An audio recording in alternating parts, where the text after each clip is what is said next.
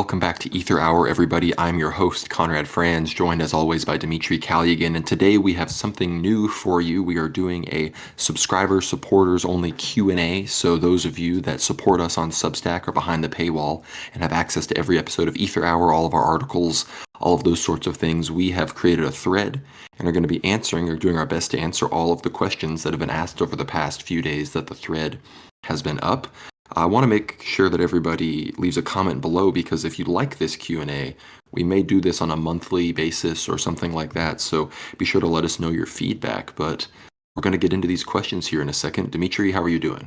Doing great, Conrad, and it's an exciting new style of episode. I think there's definitely a lot of questions that have been submitted over the last year, I can say, in the last few months, on the YouTube comments, especially in Twitter DMs, which we've tried to answer, kind of in substance. But again, we've never actually asked you guys directly, especially our subscribers and supporters, what would you like us to answer? And so here we are with a very thorough list, and I think this, if anything, it just shocks me how well educated and I guess exactly what you guys would like to find out about. And some of these questions are, I would say, definitely engaging. I wish we could have an entire episode dedicated to each one of the questions, but you'll see what I mean once we get into them. If anything, if you'd like a question to be answered more thoroughly, or perhaps if you think we haven't emphasized maybe an answer deeply enough, make sure to leave a comment, and we could in fact maybe touch upon it later, or perhaps have a Twitter space discussing it in an open forum. But definitely do reach out to us. But I think for better or for worse, let's begin, Conrad. Yeah, we're going to start off kind of talking about America, some prophetic things there. We're kind of going to group the questions into groups, because some of them cover similar ground, so we don't want to be cycling back and not, we want to be as thorough as we can in each of the answers, so we'll be sure to cover all the nodes that each of the questions try to answer and ask. So I'm gonna read these two questions. First, we have one from Ben W. He asks, "Can you please talk about the prophecies from saints and elders about America's future? I know Father Seraphim Rose dedicated his Orthodox survival book to the martyrs in Russia today and America tomorrow, or something like that. But it seems likely that we would have a prophetic voice to look to, just as the Russians were given prior to the Bolshevik Revolution. Also, how this relates to us in a practical way. Obviously, we need to try to live as good Orthodox Christians, regardless of what time we live in, but it's difficult to imagine navigating World War III from living in America, or if there's a military draft, religious persecution, war in our land, all of the above, etc." And then there's a similar question from Orthodox Renegade, who asks, "Do you guys have any predictions as to what will befall America, Canada, Western Europe in a World War III scenario? It seems each would have to pay a heavy toll for their sins in one form or another. Any prophecies you are aware of?" And yeah, we'll talk about a few prophecies first, and then I guess we'll talk about our situation. Ben W., he talked about the Seraphim Rose from I don't think it was from the Orthodox Survival Course. I think it was from the Catacomb Saints initial publication, and it's dedicated to the new martyrs of Russia today in Russia, tomorrow in America. So, and frankly, I mean, just listen to our episode with John Whiteford, and we talk about the FBI and stuff like that. Some of that stuff is obviously going on right now, but as far as prophecies go, I think one of the most explicit ones from our recent days comes from Mother Galactia. She was an abbess of a monastery in Greece, obviously a female monastery. And if you go to the Orthodox Christian Miracles and Prophecies YouTube channel, there's some stories about her. But she said, "And in America, because the worst of all awaits her, poor America." This is in reference to St. Paisios World War III kind of prophecies and whatnot. And I don't know if this exactly means that there will be, fighting on the shores of North America, but, Metropolitan Neophytos, who talks about how his words, St. Porphyrios told him his words would be heard all across the world. And, we try our best to bring as much of that into English as we can, but he talks about how even in Cyprus and other places where there may not be explicit fighting, people will need to retain donkeys. There will be food shortages, famines, and everything. And those people that have prepared need to be sharing and open with their goods to those people that may not be as fortunate. I know he talked a lot about that. But Elder Ephraim is somebody that has spoken a lot about this. I know the Orthodox Wisdom channel has a lot of his sayings, but I know in 2020, right after his repose, he appeared to one of his spiritual children, I believe it was in Michigan, and said months and about a year or so after the vaccinations for the coronavirus are administered, people are going to start to die, like a lot of people. And we don't talk about that as much as we used to on the show, but the vaccine death stuff is getting pretty crazy. I mean, I know someone in my community that had to get open heart surgery from a blood clot that almost killed them. I know people that have early onset cancer that weren't likely for that. I know people that have died suddenly. So I think that prophetic element for America, and I guess for a lot of countries that took the vaccine, that has come to pass. And Elder Ephraim, he talks a lot about Greece, and I think he references and at the very least passed down the tradition of Saint Paisio's prophecies about the wars to come to the abbots and elders and monks that now populate his monasteries. So we do have, obviously we very much lack the great monastic tradition of Russia and Greece and Georgia and these other countries that have produced these truly incredible prophecies that we're witnessing in our times. But there are some more prophecies that have to do with America, but these ones from America are some of the main ones I know of.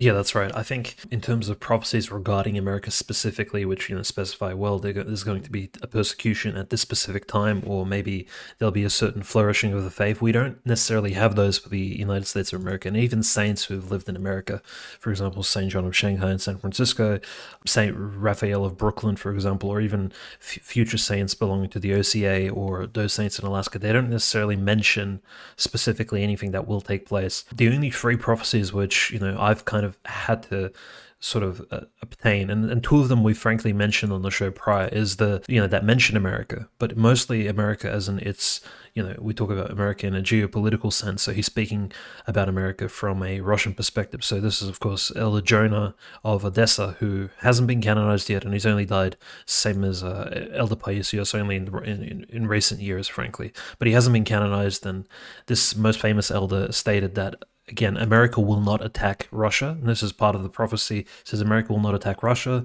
Russia will not attack America. But the world war will begin in a country which is smaller than Russia, and so forth and so on. And he specifically mentions America in this context because, again, this is him speaking this in the 1990s to the monks and the priests around him in Odessa, which has a very large Orthodox community, as you may be aware today. We see in the news somehow related to the Crimea, to the Ukrainians war and everything ongoing there. But Elder Jonah of Odessa does speak about this prophecy, and he essentially says America won't be attacking Russia, and Russia won't be directly attacking America. So he does speak of it as there'll be a proxy war of some sort, possibly in Ukraine. And I think he is hinting at Ukraine by saying a country smaller than Russia, essentially. I mean, every country technically is smaller than Russia, funny enough. I mean, I'm not sure he was joking, but I think he meant Malorussia, which is Ukraine. And the second prophecy, which we also mentioned, is, and this one's definitely behind the paywall, but when St. Joseph of Vatapedi, the Athonite elder, who again hasn't been canonized recently, does speak about America being controlled by by them boys. And he frankly does say that America will interfere in Russia's attempts to assist Greece against Turkey. And this does, of course, again, play a role in America's sort of geopolitical role as this liberal hegemon, which attempts to interrupt countries abroad. And of course, these two prophecies are very, very realistic, and it's frankly it's less of a prophecy and more of just open the newspaper and kind of find out what's happening. But that's what the clairvoyant elders essentially tell us. So let's not be deluded as in America's role will suddenly change under, say, Donald Trump, when in reality we did see not even good presidents, you can say, like Donald J. Trump, the foreign policy of America simply hasn't changed, especially in its sort of outlook towards the Orthodox Church. So the military-industrial complex, you can say, behind these prophecies will continue to work, especially abroad, negatively against Orthodox countries. Now, the third prophecy, which I have, is a very interesting one, because this particular nun, she was a schema nun, Antonia. So Antonia Kveshnikova is her last name. She was born in 1904, so during the Russo-Japanese War, died in 1998. So she outlived the entire Soviet regime. Many say, according to local legend in Russia, like she was originally from Ryazan, a very famous nun, I guess, in the western part of Russia. Well, by western, I mean west of the Ural Mountains, so she wasn't in Siberia. And many say that she was possibly the spiritual mother of Patriarch Alexei II. So the patriarch who saw the Perestroika, Gorbachev, Yeltsin, etc., and of course the reunion of Rokor and the Moscow Patriarchate. And Schema monk Antonia, and I won't go through the prophecy in full, but she does essentially, in a similar fashion, predict massive calamities around the world. And she speaks about a huge lots of diseases being spread. She speaks about massive earthquakes, fires, and she says the following, right? She says England will fall, America will fall, and Moscow will fall too for its sins. And then she starts saying that at first it'll be very difficult to obtain cars, buses, and many people will be leaving the main cities.